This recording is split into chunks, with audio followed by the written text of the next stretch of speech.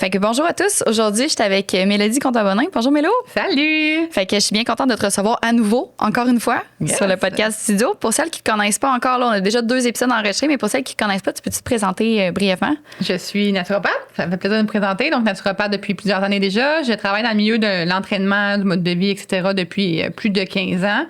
Maintenant, je me concentre vraiment sur, ma pratique de naturopathe, c'est-à-dire que j'aide les gens à optimiser leur mode de vie de façon générale, mais j'ai aussi une compagnie de suppléments et j'ai aussi une école de naturopathie qui travaille, qui forme les gens à devenir naturopathe, mais aussi à devenir entraîneur ou n'importe qui voudrait en apprendre un peu plus sur les saines habitudes de vie, la naturopathie, bien, on forme à ce sujet-là aussi. Super intéressant. Une niège d'ailleurs qu'on tient au studio puis qui est un de notre gamme chouchou. Je pense que c'est celle qui a le plus de place, c'est tablette. Je pourrais dire ça.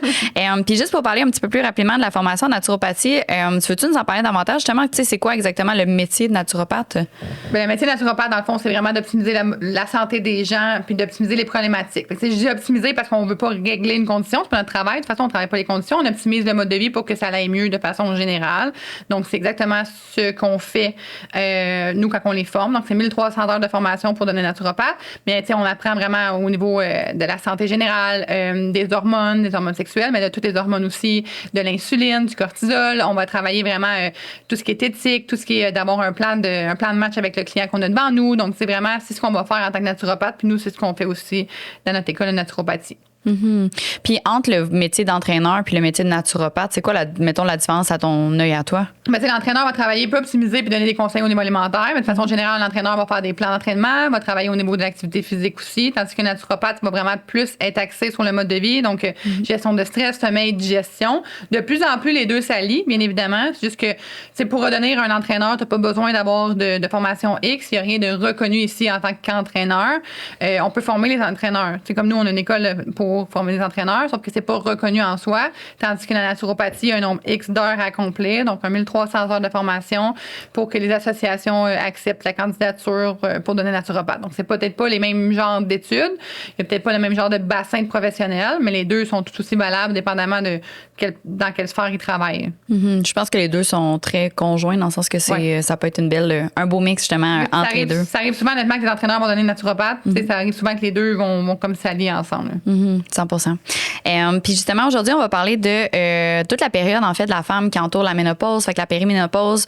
Nous autres, au studio, c'est quelque chose qu'on voit énormément avec les femmes, une espèce parce que c'est une grosse transition quand même dans la vie d'une femme, la périménopause, toute la chute hormonale, les changements aussi des fois qui arrivent, tous les signes et symptômes. Fait que j'aimerais ça justement que pour les femmes qui nous écoutent, on puisse du moins les éduquer, leur expliquer un peu justement qu'est-ce qui se passe au niveau du corps, qu'est-ce qu'il y a à faire, qu'est-ce que moi je peux contrôler comme personne.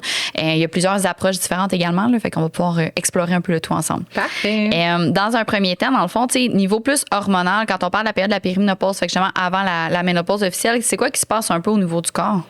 Au niveau de la périménopause, ouais. De plus en plus, on va ressentir justement des signes et symptômes qui vont nous amener vers la ménopause. La périménopause peut durer un genre de 2 à 7 ans. Fait que c'est quand même c'est pas toujours le cas, là, mais c'est quand même ça peut quand même être un long processus. Puis de plus en plus, on va perdre notre hormone. Il y a les estrogènes. Je ne vais pas entrer là-dedans, c'est comme un peu trop détaillé, là, mais on a 3 estrogènes. On a tendance à penser qu'on a un estrogène, mais on a 3 estrogènes. Puis ce qui va se passer, c'est qu'il y en a une qui va décliner au moment de la ménopause. Fait que pendant notre chemin vers la périménopause, c'est ce qui va se passer. Fait que là, les cycles vont devenir irréguliers, plus de chaleur, plus de symptômes qui sont en lien avec la ménopause qui vont être ressentis. Puis jusqu'à temps qu'on arrive au moment où là, on va être déclaré officiellement en ménopause, chose qui se définit par un 12 mois sans règles consécutifs. OK. Puis quand on parle justement des changements hormonaux, exactement, c'est quoi qui va se passer au niveau du corps entourant la ménopause? Les symptômes, on parle? Oui. Ça va être un peu plus difficile au niveau de la prise, un peu plus facile au niveau de la prise de poids. Maintenant, est-ce que ça n'empêche d'avoir des résultats? Non, parce que souvent, les femmes vont dire, je suis en périménopause, en ménopause, j'arrive plus à avoir des résultats ou j'ai pris full poids. Oui, il y a une prise de poids qui peut s'en suivre par ce changement-là, mais est-ce que ça se réoptimise ou s'optimise sans problème? Oui, ça se fait. Il faut juste agir de façon un peu plus différente. Encore là, ça, c'est personnalisé. Il y a les bouffées de chaleur. Tout ce qui est en lien avec les SPM, dans le fond, c'est les bouffées de chaleur, l'alimentation, le plus de faim, il y a des inconforts de façon générale au niveau hormonal, l'appétit qui va changer, les résultats physiques qui vont changer un peu, la qualité de la peau qui va changer. Fait que c'est toutes des choses qui vont être possible de remarquer.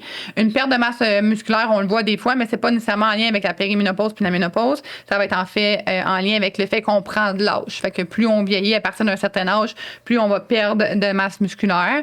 C'est correct aussi, il faut juste l'entretenir pour être capable de la maintenir le plus possible. Puis dans les signes et symptômes, je pense qu'il y avait aussi le trouble du sommeil qui touche beaucoup de femmes. Les troubles du sommeil aussi sont présents. C'est parce que dans ma tête, avec les bouffées de chaleur, ça les empêche de dormir. Là. Mais oui, il y a les troubles du sommeil qui sont en lien avec ça. Là. Fait que le sommeil va être plus difficile, l'énergie va être plus difficile. On va avoir vraiment des changements, comme les SPM. Fait que souvent, on va rattacher les symptômes qu'on a vécu toute notre vie au niveau des SPM chez certaines femmes là, à la ménopause avec un peu plus d'intensité, puis avec les bouffées de chaleur, puis le sommeil qui est encore plus perturbé. 100%. On dirait que justement, j'en vois tellement de femmes dans cette période-là, justement, qui s'entraînent au ciseau, qui disent qu'ils ont l'impression d'être en SPM, mais constamment, puis je suis comme, oh mon Dieu, que ça doit pas être facile. Écoute, c'est ça qu'on parlait justement avant de commencer la recherche. C'est comme moi, c'est une période de ma vie que je redoute ça, puis la partie accouchement de la chose, là, ça me fait peur. Je suis comme, pas tout de suite, s'il vous plaît, donnez-moi une chance. Donnez-moi une chance. Puis justement, dans tous ces changements-là, parce que justement, il y a une cascade hormonale aussi qui s'en découle, sans nécessairement rentrer dans les détails précis, mais qu'est-ce qui se passe avec nos hormones, justement? Ben là, je suis pas certaine de ta question, mais en fait, ce qui se passe, comme je t'ai dit tantôt, c'est qu'on va perdre de plus en plus un des hormones, un des estrogènes. Fait qu'il va y avoir un débalancement qui va se créer, en guillemets, là, puis pour faciliter la chose. Fait que c'est ça qui va se passer. On s'enligne vers un estrogène qui s'en vient au neutre. Fait que là, ce qui va se passer, c'est tous les changements en lien avec le fait de perdre celui-là. Donc, souvent, la qualité de la peau en fait partie, un amincissement au niveau de la peau, les inconforts vont être là. Mais est-ce que tout le reste des hormones vont changer? C'est un tout, nos hormones. Hein? Fait que s'il y en a un qui débalance, généralement, c'est possible qu'il y en a d'autres qui débalancent. Dans les hormones sexuelles, c'est un triangle. Donc, on a progestérone, estrogène, puis la testostérone. Là, en bougeant un peu là-dedans, c'est sûr qu'il y a des impacts qui vont être non négligeables, dont le sommeil. Souvent, c'est un manque de progestérone. En rajoutant la progestérone, les gens vont dormir de façon beaucoup plus adéquate. Mais tu sais, c'est pas nécessairement que toutes les hormones viennent plus fort. C'est juste que là, on a besoin de rééduquer le corps à se remettre en équilibre. Puis j'imagine que ça doit dépendre aussi d'une femme à une autre, au niveau du débalancement, dans le sens qu'il y a certains corps qui vont réagir d'une façon, puis d'autres qui vont réagir autrement aussi au niveau justement du triangle. Oui, puis il y a des gens qui n'auront juste pas de symptômes, en fait. Il y a des gens qui n'auront pas d'impact sur leur préménopause puis leur ménopause, puis il y a des gens qui vont vivre l'enfer pendant toute la préménopause. Tu sais, ça va bouger d'une femme à l'autre. Généralement, c'est comment qu'on est stressé dans notre mode de vie. Fait que si on a une femme vraiment, tu sais, à comparable égal, les deux personnes vivent la même vie, mais il y a une femme qui est vraiment stressée puis une femme qui est beaucoup moins stressée, qui prend plus le temps, qui est plus dans le moment présent, il va y avoir une différence vraiment notable sur l'impact que la préménopause puis ménopause va avoir sur la personne. La personne qui est stressée va avoir beaucoup plus de symptômes et d'inconfort que la personne qui ne l'est pas. C'est intéressant, ça. C'est intéressant. Puis, est-ce que c'est le stress accumulé sur la vie ou le stress dans le moment présent? Bien, c'est sûr que le stress accumulé sur la vie est non négligeable. Fait que, tu sais, ça, c'est des stresseurs excitatifs qu'on additionne tout au long de notre vie. Ils vont pas disparaître. On n'a pas oublié ce qu'on a vécu à 12 ans, comme on n'a pas oublié rendu à 50 ans ce qu'on a vécu à 30 ans. Notre corps, je veux dire, il se rappelle de tout ça. Fait que oui, on en a accumulé. Maintenant, on peut pas les contrôler. Ce que tu as vécu dans toute ta vie, tu vas pas tout à coup dire, je vais aller effacer ça, moi, ce que j'ai vécu à 30 ans. Ça fonctionne pas. Fait que ce qu'on peut faire et optimiser, c'est le moment présent. Fait que oui, si tu arrives au moment de ta préménopause, c'est à 6 sur 10 de tout ce que tu as vécu dans ta vie au niveau du stress, puis que là, tu rajoutes des affaires dans ton quotidien qui font que tu es à 10 sur 10, mais tout ce que tu peux faire, c'est de te ramener à 6 sur 10, puis c'est ce que tu dois faire pour aller minimiser effectivement les problématiques ou les symptômes, peu importe c'est quoi le sujet, chose que tu ne pourras pas faire avec ton 6 sur 10. Tu vas devoir le garder dans ton quotidien. Tu comprends? Mais mettons dans le 6 sur 10, il va tendre à augmenter constamment ou il y a possibilité de le faire diminuer avec une bonne gestion de stress? Non, c'est ce que tu as vécu ce que tu vis dans le moment présent. Si tu règles, tu sais, on peut aller loin là-dedans. Si tu règles des blocages que tu as eus qui ont créé des stresseurs puis créé des stresseurs encore dans ton quotidien, oui, tu vas aller optimiser ton 6 sur 10. Mais il y a des choses dans ta vie, dans ton quotidien que tu as vécu, puis le fait qu'on prenne de l'âge fait en sorte qu'on accumule de plus en plus stresseurs. Ceux-là, ils vont pas disparaître. T'sais, oui, il y a des choses psychologiques qu'on peut travailler qui vont aller mieux, qui vont faire que ça va descendre, mais sinon, on va quand même en garder une certaine charge. C'est pour ça qu'on voit des différences, en fait, par rapport au fait que, je sais pas, moi, quand j'avais 18 ans, je gérais peut-être des paramètres ou des sphères un peu plus facilement que je vais gérer à 35 ans. Il y a des changements qui vont se faire puis que je vais gérer à 50 ans parce que je vais accumuler de plus en plus de stress. Fait que peut-être que des fois, ma gestion de stress devient un peu moins facile ou que je dois un peu plus l'adresser que quand j'avais 18 ans puis j'étais comme, regarde, il arrivera ce qui arrivera. Il y a des changements comme ça qui arrivent. C'est important. Fait que là, pour les femmes, mettons fin vingtaine qui écoutent, qui sont dans mon entourage, gérer votre stress. Oui, c'est ça, gérer votre stress, ça va être vraiment la clé pour pas avoir de symptômes vraiment plus tard dans votre vie. Mais c'est étant dit, parce que là, j'imagine, justement, tu sais, le podcast, ultimement, il s'adresse plus aux femmes qui sont dans cette période-là. Fait que, évidemment, je veux dire, là, celles qui se rendent compte de ça, puis sont comme, j'ai été stressée toute ma vie. Qu'est-ce que je fais? Non. Mais c'est pas le stress que tu as vécu, c'est des stresseurs, c'est des choses du quotidien qui ont été majeures dans ta vie. Je sais pas, là, tu sais, exemple, un décès de quelqu'un, mettons, que j'ai vécu à 20 ans. Mais ça va rester dans ma tête, ça m'a perturbé pendant des mois. Ça va rester dans ma tête, ça va rester un perturbateur pour moi. Tu comprends? Quelqu'un qui aurait eu des choses au niveau des traumas au niveau psychologique dans son enfance, dans son adolescence, dans sa vie adulte, bien là, elle va pouvoir l'adresser avec un psychologue. Mettons, ça va aller un peu mieux, ça va s'adresser. Tu comprends? Il y a des choses comme ça qu'on accumule, puis c'est bien correct, là. C'est juste que nous, ce qu'on peut faire pour optimiser ça, c'est le moment présent. Fait que qu'est-ce qu'on peut faire? Qu'est-ce qu'on peut travailler? Fait que si on voit qu'il y a des choses vraiment troublantes, on peut les adresser, mais sinon, dans le quotidien, ça va faire en sorte qu'on va être capable quand même d'optimiser puis de minimiser notre préménopause, ménopause, sans problème. 100%. Là, je m'écarte un peu de la périménopause, c'est juste parce que ça m'a fait penser à ça. J'avais un suivi hier avec une cliente, puis on parlait justement de cette thématique-là. Fait que je suis comme tu m'ouvres une grande porte. Tu sais, justement, en lien avec le trauma puis ces choses-là, parce que j'en ai vu souvent, justement, des clientes qu'on optimisait l'alimentation, la gestion du stress, tous les facteurs de vie étaient A1, tout allait super bien, mais il y avait des choses, justement, dans leur psychologique qui n'était pas réglé, tout ça. Tu sais, j'arrivais avec des clients sans les diriger vers, mettons, la consultation, les encourager fortement d'aller consulter, puis que ça allait vraiment débloquer un processus. Oui, totalement. Moi, je travaille un peu au niveau psychologique de par ma formation aussi avec mes clients, mais quand ça sort de mon champ d'expertise, je réfère bien évidemment. Puis j'ai pas le choix de te dire que oui, là, même pour moi, j'avais des gros blocages plus jeunes, de trauma vécu plus jeune. Puis ça faisait en sorte que j'avais un certain corps, honnêtement, là, qui était comme en mode protection. Puis quand j'ai réussi à travailler ces traumas-là, ma réponse, elle est devenue beaucoup plus facile. Mais oui, ça, c'est sûr. On peut pas négliger l'aspect traumatique de la chose. Je dis trauma, mais un trauma, sachez-le, là, c'est pas un trauma nécessairement à 10 sur 10. Là. C'est un aspect traumatique qu'on a vécu au travers de notre vie qui peut être à 1 sur 10. Là, mais il y a des choses, si sont dérangeantes encore dans votre quotidien, puis que tout est optimisé, puis ça reste dans le subconscient ou dans le conscient, quelque chose de dérangeant, à ce moment-là, de l'adresser pourrait être un game changer. Fait que, par exemple, pour une femme qui a beaucoup de signes et symptômes, mettons en ménopause, mais qui a accumulé justement ces petits traumas-là dans sa vie, d'aller consulter, ça pourrait aider au niveau de ses signes et symptômes. On est loin, là, mais... On est comme dans du ricochet, mais si sa réponse au stress fait en sorte que ça amplifie ses problèmes, que sa réponse au stress est due à X choses, mais le X choses à travailler, oui, effectivement, en le travaillant, ça peut aider à aller mieux de façon générale au niveau du stress, à aller mieux de façon générale au niveau mental. Puis si tu arrives avec un meilleur mental, une meilleure gestion de stress, puis un meilleur équilibre de vie dans ta préménopause, ménopause, effectivement, l'impression va être positive. Mais c'est un effet domino. C'est un effet domino. On s'entend que c'est pas A égale B, c'est un effet domino. C'est pas travail des traumas, t'as pas des corrects. C'est ça. Ça serait incroyable. Par contre, ça serait vraiment incroyable. Puis si on vient justement plus à cet aspect-là, parce qu'on parle beaucoup de l'aspect psychologique, mais dans l'aspect un peu plus physique, tu sais, il y a beaucoup d'accompagnement justement que les médecins peuvent faire avec hormones et compagnie ou peu importe le traitement, mais dans ce que la personne va contrôler dans son quotidien, qu'est-ce qui va avoir vraiment une incidence majeure, mettons, pour justement soit diminuer les signes ou du moins augmenter l'indice de bien-être au quotidien? Le mode de vie, c'est poche. On revient à ça encore. C'est poche. J'aimerais ça pour vrai dire au monde, OK, mais si tu fais ABC, ça donne des résultats que tu voudrais. Mais c'est pas ça la réalité, c'est que tu dois adresser ton mode de vie. Puis, tu sais, c'est encore une fois le sommeil, le stress, l'alimentation, faire attention au sucre raffiné, faire attention aux aliments transformés, la supplémentation quand c'est nécessaire. Des fois, les gens vont aller en hormones bioidentiques aussi. Fait que, tu sais, c'est important d'adresser tout ça, de faire attention à l'activité physique, de bouger, oui, mais de bien gager son intensité. Fait que, tu sais, de tout faire ces paramètres-là, généralement, on rentre dans une préménopause beaucoup plus positivement que quelqu'un qui est vraiment sédentaire, sans jugement encore une fois, mais qui est vraiment sédentaire, complètement inactif, qui fait vraiment pas attention à son alimentation puis qui est hyper stressé. Fait que, tu sais, nécessairement, on va rentrer plus facilement puis on va la gérer de façon plus facile si on arrive préparé. Je peux dire ça comme ça. Puis si on est dedans, ben, de l'optimiser le plus vite possible. Oui, c'est ça, de plus possible. Puis en lien justement avec la partie plus alimentaire de la chose, y a-t-il des changements qui sont propres à cette période-là de la vie de la femme? Des choses à faire au niveau alimentaire. Oui, des changements particuliers, mettons. C'est comme un mode de vie sain. Fait que l'apport en protéines à tous les repas est très importante. Ça va nous aider au niveau de la gestion d'insuline. Ça va nous aider de façon générale au niveau hormonal. De ne pas couper les macronutriments. Fait qu'on va voir souvent les gens après ménopause, enlever les glucides. Pour avoir le meilleur équilibre possible, il nous faut de tous les aliments. Fait qu'il nous faut de protéines, lipides et glucides au travers de notre alimentation. Même en isocalories, ça peut être intéressant, c'est-à-dire à peu près égal de tout. Là. Ça peut être intéressant pour optimiser la femme de façon générale.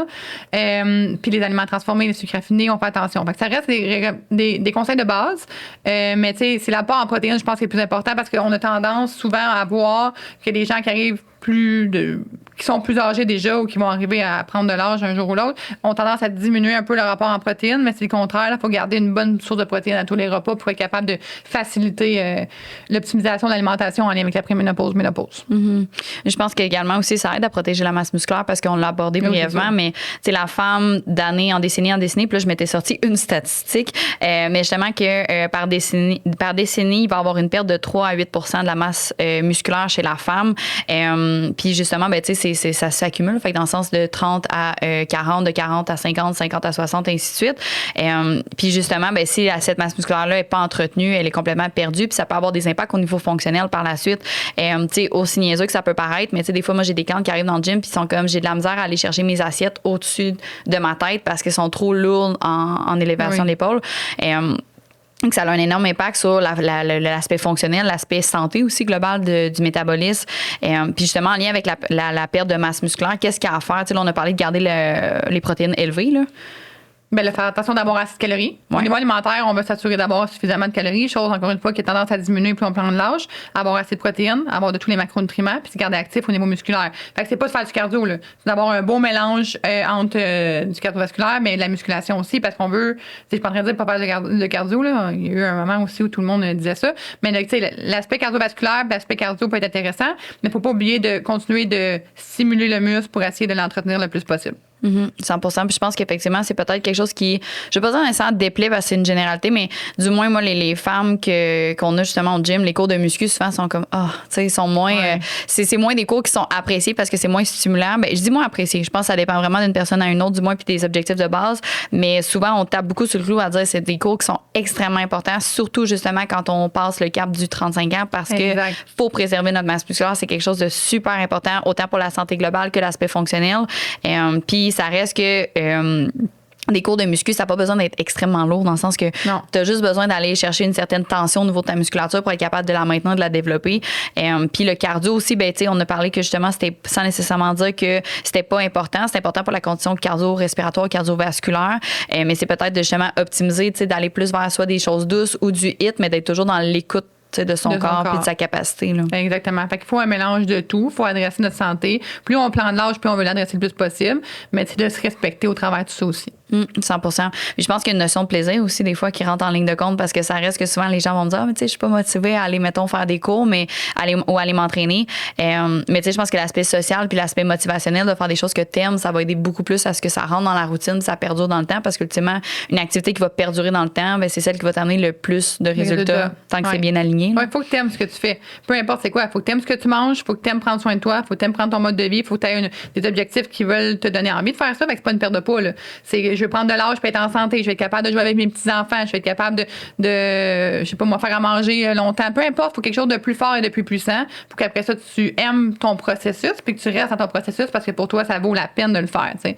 Fait qu'une simple je vais pas prendre du livre pendant ma ménopause, c'est pas tant payant sur du long terme parce qu'un jour ou l'autre on peut décrocher facilement d'un poids sur une balance. C'est super important ça aussi à adresser. 100%. Je pense que le poids, des fois, ça peut devenir aussi facilement une cause secondaire un peu des saines habitudes de vie. Fait que d'avoir justement la vision de toi dans 10 ans, de justement soit la maman ou la mamie active, peu importe t'es où justement dans ton processus familial. Puis justement que l'aspect gestion de poids devienne comme une conséquence de ton mode de vie, mais pas le véhicule premier. Oui, mais c'est ça. Parce que c'est pas c'est pas assez puissant en termes d'objectifs, ça va décrocher. Parce que tu vas arriver à ta date butoir ou à ton objectif, tu l'auras ou pas atteint. Puis là, tu vas comme lâcher prise sur cet aspect-là. Fait que c'est facile de lâcher prise sur tout ton mode de vie que tu as mis en place, premièrement. Puis deuxièmement, tu veux...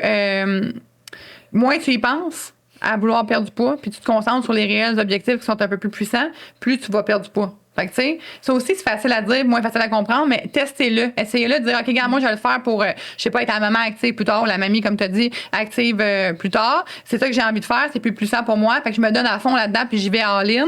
Puis testez-le quelques semaines, quelques mois, vous allez voir des résultats sur votre physique parce que on lâche prise par rapport à ça. Fait que l'inflammation part plus facilement, la perte de poids, on s'en rend pas tant compte. Maintenant, on se lève, ça a fonctionné. Fait que, tu sais, cet aspect de lâcher prise-là, elle est plate à dire, parce que ça a l'air facile de dire au monde comme lâcher prise, c'est important de lâcher prise, tu sais. Mais elle elle est vraiment importante. Puis on est dans une société où on a de la difficulté à faire ce lâcher-prise-là. Fait que, tu sais, là, on doit faire un renversement de balance, là, puis commencer à y penser un peu plus, puis l'adresser un peu plus aussi. 100%. Non, puis je pense qu'effectivement, l'aspect gestion de poids, souvent, ça va être quelque chose qui va te déranger au début. Puis des fois, ça va être quelque chose qui va déclencher la mise en action vers un processus de mise en forme, du moins dans cette période de vie-là. Mais après ça, du moins comme professionnel, je pense que c'est d'essayer de faire découvrir tous les bienfaits autres que ça pour justement être capable de créer une certaine adhérence, mettons, puis de trouver du plaisir au travers de tout ça.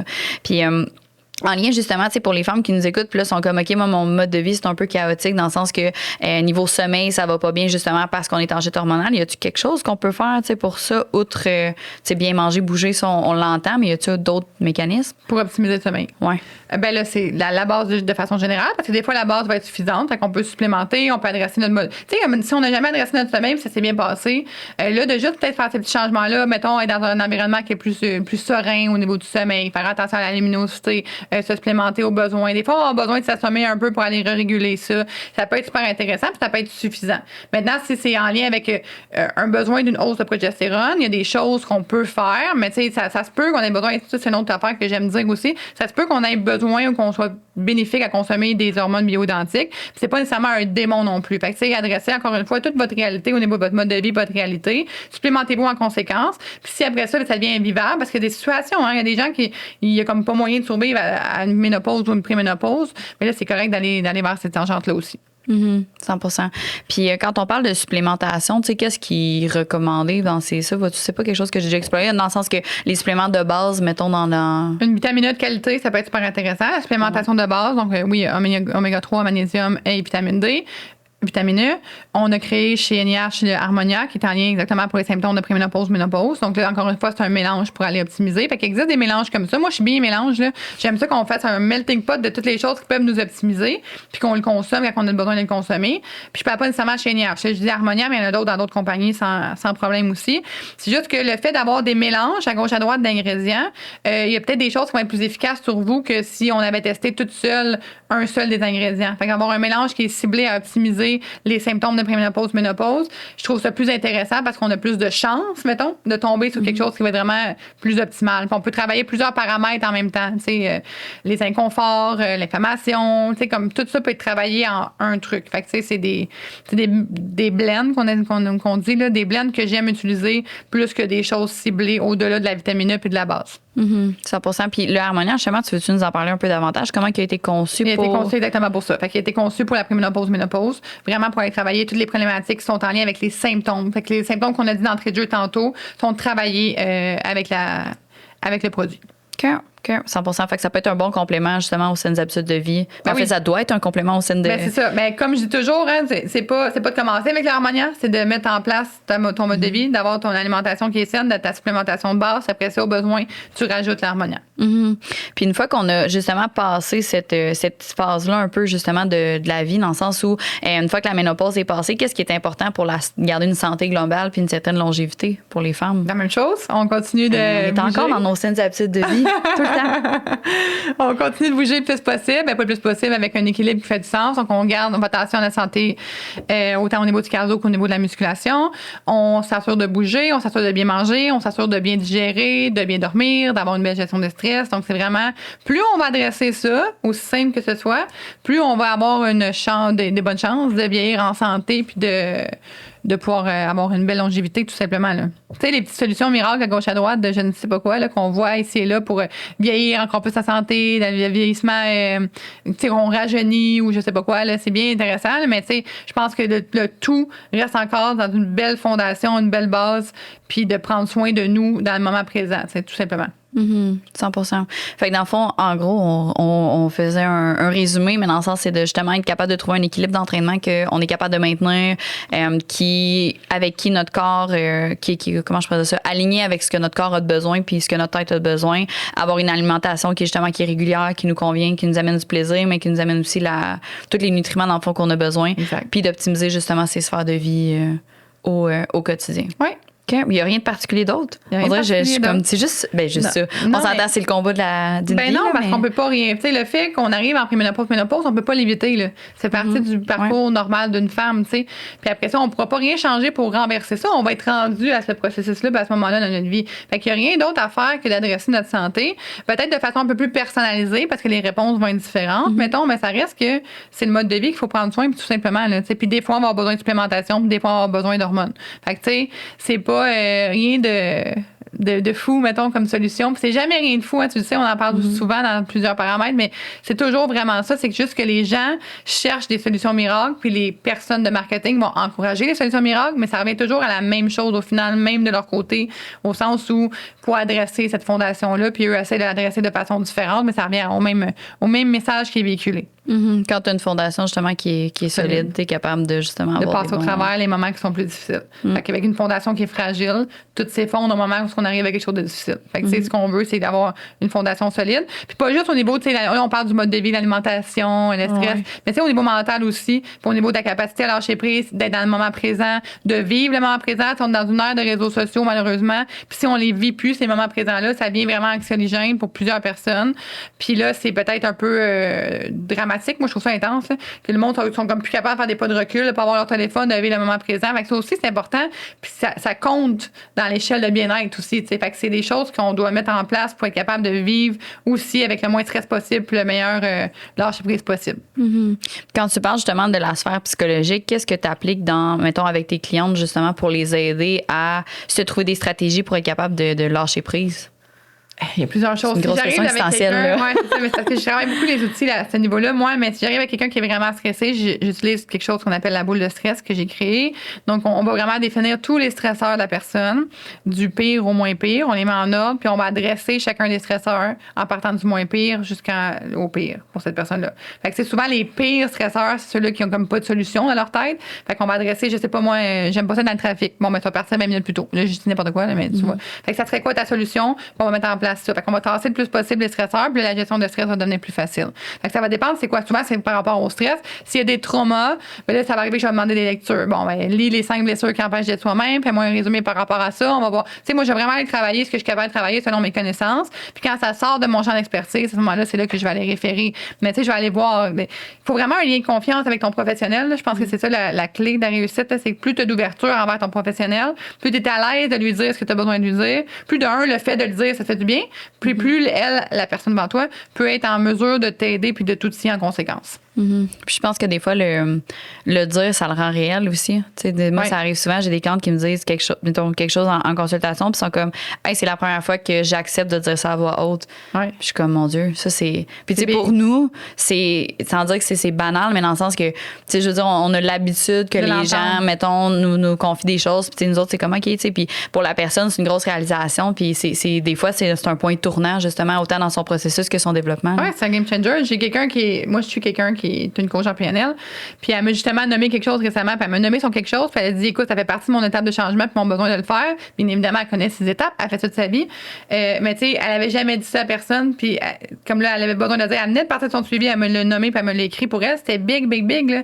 Puis elle vient de passer à une autre étape de son changement. Puis une autre étape de ses résultats puis de son atteinte vers les résultats. Pour moi, c'est quand même banal au sens où ça fait partie de la vie. On échange là-dessus puis il n'y a vraiment pas de stress par rapport à ça. Mais elle vient de faire un game changer à ses résultats puis de juste décider de s'ouvrir. Fait que de là, l'importance de faire confiance à ton professionnel puis d'avoir envie de le nommer. Mais tu sais, ces choses-là, c'est super important. Pas juste un professionnel, là, ça peut être ton conjoint, tes amis, n'importe quoi, mais de communiquer les choses qui sont traumatiques pour toi, c'est important de le faire.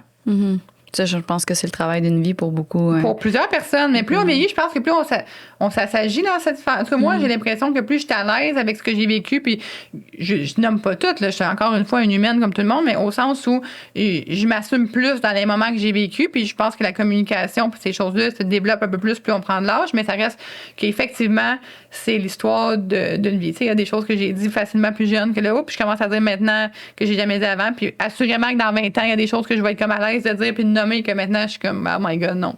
Fait que oui, c'est le travail d'une vie. Mais le travail sur soi, c'est le travail d'une vie. J'aime ça dire, moi, que ça serait pas, de toute façon. Qu'est-ce qu'on ferait si on aurait pu travailler sur nous, mettons? Au-delà de travailler, puis aller voir les enfants, puis dire allô tout le monde. Je veux dire, ce travail-là est nécessaire, là, de s'optimiser en tant que personne, en tant que femme, de prendre soin de soi, de développer des choses, tant au niveau cognitif, tant au niveau de psychologique, tant au niveau physique. Il me semble que c'est la base d'une vie, tu sais, de continuer d'avancer puis d'évoluer. Là. Fait que tant mieux si on a des choses à travailler puis de continuellement évoluer. C'est juste positif, en tout cas, à mes yeux, à moi. Là. 100%, je pense que l'humain est une bébite d'évolution, puis à quand minute qu'on arrête d'évoluer, c'est comme si... On meurt. Oui, mais oui, c'est son chemin à dire dans la dépression. Physiquement, mais on meurt dans quelque chose. T'sais, on vient éteint au niveau de notre cerveau, on est plus dépressif, on fait le moins bien, on est moins motivé. C'est quelque chose qu'on s'éteint, on dirait. Fait qu'on a besoin d'évoluer, fait que ce besoin-là, remplissons-le avec prendre soin de nous. Là. Non, c'est vrai, 100%. Je pense que ça vient aussi avec le développement, tu sais, communiquer justement les traumas, développer l'autonomie aussi. Tu sais, des fois, j'ai des clientes que vraiment pas rapport avec, mettons, l'entraînement puis le mode de vie, mais des fois, ils vont me dire, ah, tu sais, je suis stressée d'aller faire telle chose ou d'aller dans un cours, mais tu sais, c'est de faire des des petits steps, là, des baby steps avec la personne. Puis après ça, quand tu regardes un an plus tard, je suis comme, ouais, mais tu sais, t'avais peur de juste venir à ta consultation au début parce que anxiété sociale ou peu importe. Puis là, t'es rendu que tu fais un cours avec, mettons, 15 personnes en même temps. Ouais, c'est fou, là. C'est juste là, tu as un gros step. Là, justement, cette personne est allée voir des conférences. Il y avait 200 personnes dans une salle. Et pour cette personne, c'est un méchant step, là. Ah ouais. Non, mais c'est beau, ça. Mais je pense que c'est le travail de coach, non? Parce que moi, ça a été mon travail depuis des années. C'est de les faire évoluer dans. Tu sais, mon travail, c'est qu'ils partent de moi quand c'est terminé, puis évoluer. Pas juste au niveau, mettons, du mode de vie, puis etc., comme toi, t'as fait avec ta cliente, mettons. Puis d'y rappeler, parce que dans 2 ans, elle a oublié ça. Elle a oublié que c'est difficile de rentrer dans... Moi, j'en ai dans le gym, mettons, ils ont la misère à rentrer au gym, mais pas y aller parce que la perception des gens, etc. Puis là, quand on est 2 ans plus tard, ils vont au gym, leur corps a complètement changé, bien évidemment, parce qu'ils ont pris soin d'eux autres, là, mais au-delà de ça, ils sont 100% à l'aise, ils sont 100% confortables. Puis c'est ça le réel changement. Mais eux ont oublié là, qu'il y a 2 ans, ils avaient la misère à rentrer dans un gym. Fait que, ces rappels-là sont importants. Parce que des fois, t'as l'impression que t'évolues pas. Ah, mais mon corps n'a pas tant changé. Ouais, mais t'as-tu vu ce que t'as fait, là? T'as-tu vu comment tu te sens mieux? T'as-tu vu comment t'as adressé ton stress? T'as-tu vu comment t'as appris à ralentir? T'as-tu vu comment. C'est comme ça, c'est important, là. T'es arrivé à un point culminant où ça marchait plus, là. Fait que, tu sais, tous ces changements-là, tous ces petits wins-là, ne les oublie pas, là, sont hyper importants, tu sais. 100%. Nous autres, on fait un exercice qui s'appelle la ligne du temps, qu'on prend, dans le fond, tu sais, comme le suivi 1, le suivi 6, puis on met tout ça, dans le fond, sur un tableau où est-ce qu'on note les évolutions, justement, puis tu sais, tous les micro-steps, mais qui ont été des déclics. Puis des fois, j'ai des clientes qui sont comme, ils se mettent automatiquement à broyer, puis sont comme, je peux pas croire, je me rappelais pas que je partais de là. On dirait qu'on oublie. On oublie le chemin qu'on fait, mais honnêtement, c'est fou de voir ça. Je trouve ça tellement beau puis tellement inspirant, justement, de voir tout totalement. ça. C'est ça les vraies réussites pour moi, tu sais, pour moi perso, mais pour moi puis mes clients. 100%. Fait que merci, Mélo. Je pense que c'est ce conclut. On a divagué un peu aujourd'hui, mais en résumé, pour le volet, tu sais, ménopause, c'est juste de continuer de prendre soin de vous, continuer d'évoluer, de communiquer vos... conséquences, comprendre que c'est normal, qu'à partir de 40 ans, on peut être en préménopause, qu'à partir de 45, on peut commencer la ménopause. C'est des processus qui sont normaux, les accepter. C'est beaucoup plus facile que d'avoir une réticence puis de juste comme continuer à adresser votre mode de vie. Oui, 100%. Je pense que c'est une belle occasion de faire un retour à soi puis de remettre cette énergie-là sur soi. Totalement. 100%. Fait que pour les femmes qui veulent te suivre, où est-ce qu'on peut te suivre, Mélo? Instagram, Facebook. Instagram, Mélodie avec un Y, point de santé. C'est ça. Et Facebook, Mélodie Contobonin, coach et naturopathe. Fait que merci beaucoup. Merci.